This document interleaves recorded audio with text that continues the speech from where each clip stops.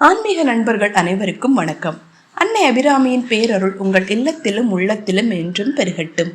வாழ்க்கையில் மனிதனாக பிறந்த நமக்கு அழகு, செல்வம், பதவி என எது இருந்தாலும் நன்னடத்தையும் தூய்மையான குணமும் இல்லை என்றால் அனைத்தும் வீணாகிவிடும்.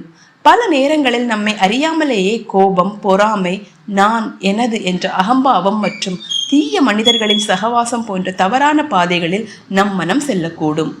அபிராமி பட்டர் அருளிய அபிராமி அந்தாதி இந்த 81வது பாடல் நம்மை தீய குணங்களில் இருந்து காத்து உயர்வான நற்பண்புகளையும் நன்னடக்கத்தையும் தரக்கூடிய மிக விசேஷமான பதிகமாகும். அன்னையின் பேரருள் பெற்ற ஒருவருக்கு தேவையில்லாத பிடிவாதங்களும் அகங்காரமும் எப்படி தானாகவே விலகும் என்பதை இப்பாடல் அழகாக விவரிக்கிறது. வாருங்கள் பாடலை பார்ப்போம்.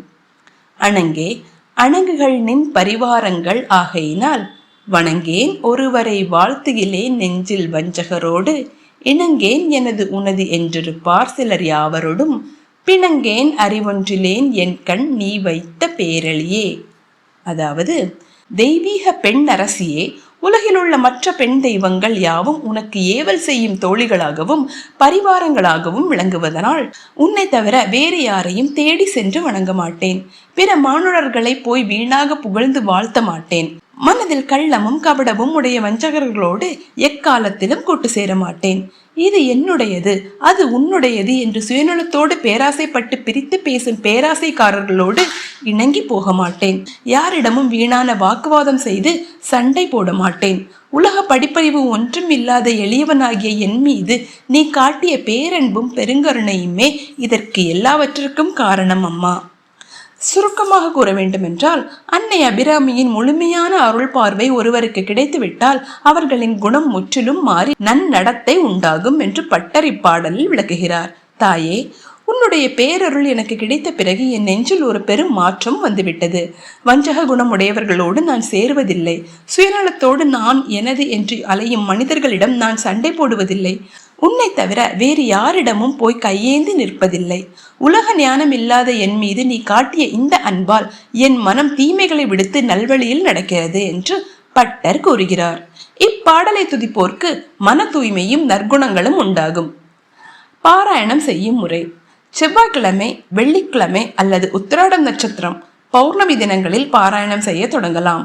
பிள்ளைகளின் குணம் மாற வேண்டும் என்று நினைக்கும் பெற்றோர் அதிகாலையிலோ அல்லது மாலை வேளையிலோ விளக்கேற்றி வைத்து பாராயணம் செய்யலாம். கோபம், கெட்ட பழக்கங்கள், தீய சகவாசங்கள் நீங்கி நன்னடத்தை உண்டாக நினைப்பவர்கள் இப்பாடலை தினமும் 11 முறை அல்லது 27 முறை பாராயணம் செய்ய வேண்டும். அன்னையின் கருணையால் என் மனதில் இருக்கும் கோபமும் சுயநலமும் நீங்கி நான் சாந்தமான நற்பண்புகளை பெறுகிறேன் என்ற தூய்மையான எண்ணத்தோடு ஓத வேண்டும். நற்குணங்கள் மற்றும் சாந்த குணத்திற்கான வழிபாடு என்பதால் அன்னைக்கு உகந்த பால் சாதம், கற்கண்டு கலந்த பசும்பால் அல்லது நெய் சேர்த்த வெண்பொங்கல் நைவேத்தியமாக வைக்கலாம். எளிமையாக உலர் திராட்சை மற்றும் அன்னைக்கு உகந்த நறுமணம் மிக்க வெள்ளை நிற மலர்களை சமர்ப்பித்து வழிபடலாம்.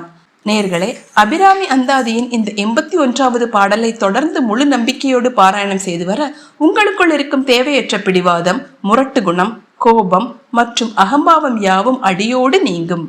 உங்களை சுற்றி இருக்கும் தீய மனிதர்களின் சேர்க்கை விலகி நல்லவர்களின் நட்பு தேடி வரும்.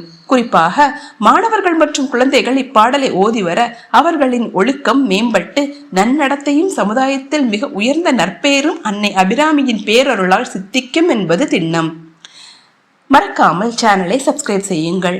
நாளை 82வது பாடலோடு உங்களை சந்திக்கிறேன். நன்றி, வணக்கம். ஓம் அபிராமி சமேத அமிர்தகடேஸ்வராய நமக.